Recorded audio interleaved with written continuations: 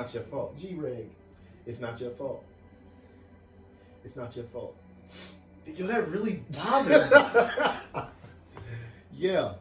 That really bothered me. What? But my main man in the Fallen Order can't do that though, despite the fact he was going through it.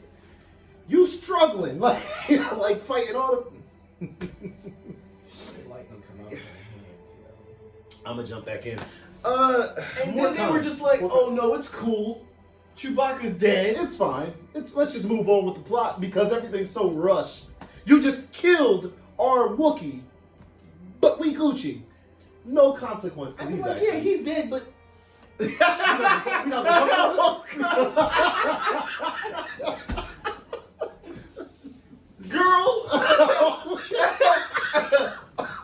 what was that came out your? If I'm Finn, oh now. hey, Right. hey, you, sit down, wear rubber boots, ground yourself. Wear rubber gloves. What's wrong with you? You put your hands at your sides. Oh, I don't even What was see that? You're not gonna talk about this? What was that? Pikachu? What is that? Zapdos? Static? What? Lightning? Lightning Lad? What Lightning was that? Lass? What is this? What is this? We just gonna ignore the fact you just killed Chewie and you used Force Lightning. And we just ready to move on. Almost did it again. Give me the lightsaber. Give me the lightsaber. Yeah, you done. I'm taking your hands. You're done. That's enough. You're done. I don't care what you can do. Put your... Shut the whole operation down. Oh. Heads in beds. Heads in beds. Yeah. I can't move. Go to sleep. I'm pulled up on Palpatine. I got a better chance. He don't know who I am. Right. I might be able to sneak up on him. Oh, wait a minute. Oh, so I got two things. You made me forget the other one. I'm sorry. Apparently Finn might be force sensitive, y'all. I repeat, Finn might be force sensitive. I don't like his character. I liked him from day one. I liked him in The Force Awakens. I liked him in the trailer for The Force Awakens. I'm like, oh, he about to be, he gonna be nice. His story was Jocelyn. I liked it. It was a lot going on with him, like flip-flopping. There was growth to be had. There was potential. I'm like, oh, that's dope. Because he's not like Mary Sue over here who can do everything off rip. There's room for him to grow into something. And I was hoping that he would have grown into a force sensitive. I know there are a lot of people out there who, there's like the older crowd who like Star Wars. Y'all not too fond of the fact that a lot of the story revolves around force sensitives. And I get that. That's respectable because we all come to Star Wars for different stuff. But like that's what the Mandalorian is for. In my mind, the homie Finn was gonna stay like regular at least until the second movie. Something's gonna happen to Rey, take her out the game. He's going to rise to the occasion. The tale would have then been about 3 different force sensitives, and it would have been like Wolverine, Cyclops, and Jean Grey, or something crazy like that. I don't know. Hopes dashed against the rocks of this BS that started with Rian Johnson, but it's a tale for another time. The Force Lightning thing bit it for me. Chewbacca's perceived death really bit it for me too. And then the fact that he wasn't dead. Like, come on now. Like, my biggest peeve in cinema, and in all honesty in life, is like when there's no consequence to actions that are clearly deserving of a consequence. I'm very big on balancing the scales. And when there are people who believe that there should be no consequence, or they don't believe in consequence at all. I hate both of those things equally. And there's just a lot of that in this movie. Oh, and apparently a lot of the characters in the movie can use instant transmission. Looking at you, Kylo. How and there's conveniently Apparently there's a ship. a TIE fighter. Yeah, It's just right there. Just right there, just waiting. I'm jumping. I'm sorry. I'm trying to keep it grounded with like the characters. So Okay, cool. I was on Rey. I'm gonna jump on Finn now. I'm gonna get back to Rey, but Finn. I just can't. And I know it's the writing, but it's just like, you go from a stormtrooper, this isn't right. Let me fight. Let me be the resistance. And he fights, and then the Last Jedi. I really want to know if J.J. Abrams had a script for the Last Jedi. I really want to know, because I really want to know what his take would have been on it, because it was just like, these movies don't even feel like Star Wars movies. That's what I was gonna say. I was gonna say these are movies about Star Wars by Star Trek people, like by people who've done Star Trek. Look at the pacing. And now, because in The Last Jedi, he was going in the opposite direction of Rey. And now all of a sudden, you love her now? You love her now. I guess, and you never said it. I don't know her name. What's her name? Rose. Baby girl Rose wasn't, she wasn't too adept in the Force, I guess. Because you established that they were going to be a thing, and now they're not a thing.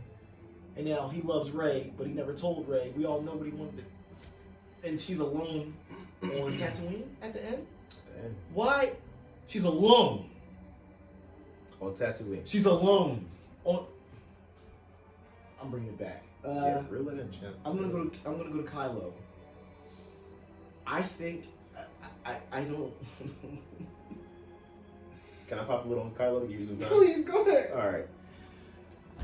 Going into this, I heard that there was an interview with Adam Driver talking about how his character is basically the reverse or mirror image, flipped reflection of Darth Vader, in the sense that where Vader started arrogant and confident in his dark side abilities, powerful and very much a presence to be felt, dwindling over time though. He dwindled into what became, or went back to being Anakin Skywalker by the end of his arc, by the end of his trilogy, Return of the Jedi.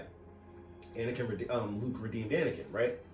They were going to do that in reverse for Kylo, in the sense that Kylo was going to start being conflicted with his issues with the light and the dark and everything like that. And as the story progressed, he was going to gradually get darker.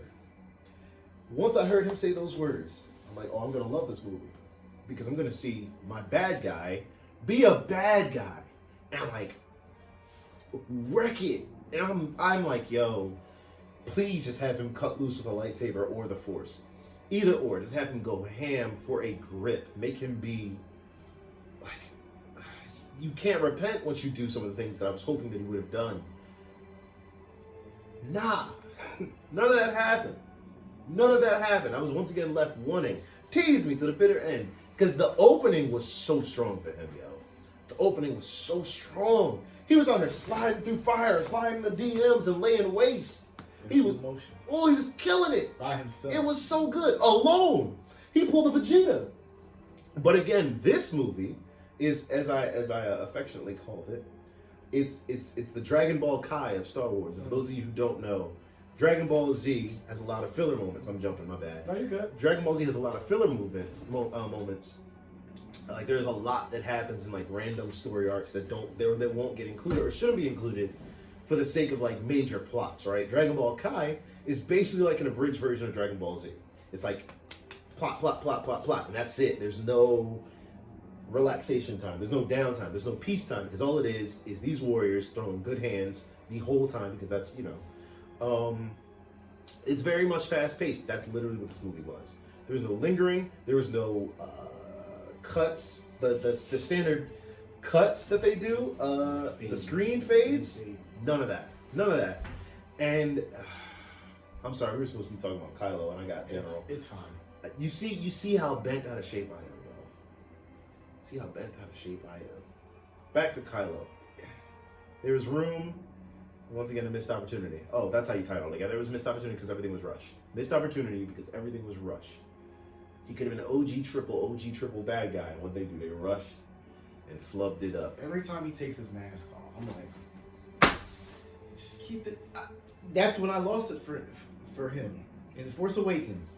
When he took that mask off, boom, there goes the mystery. There goes the darkness. There goes the aura. Everything. I mentioned that to you all the time. Mm-hmm. Like at the beginning of Force Awakens, there's mystery. There's an aura. There's all these questions. Like, yo, what is he? Who is that? Mm-hmm. Is his face all messed up? Does he need that to breathe? No, it's a prop. It's a toy. And then he puts it together, and he continues to take it on and on. What was the point of you putting it together if you just gonna put it back on and take it off? If he would have put it back on and was on for the whole movie, I'd have been cool with that. It wouldn't have helped, but I'd have been cool with that. And like I said, the trailers make him so intriguing. Every time. We'll be back with another part.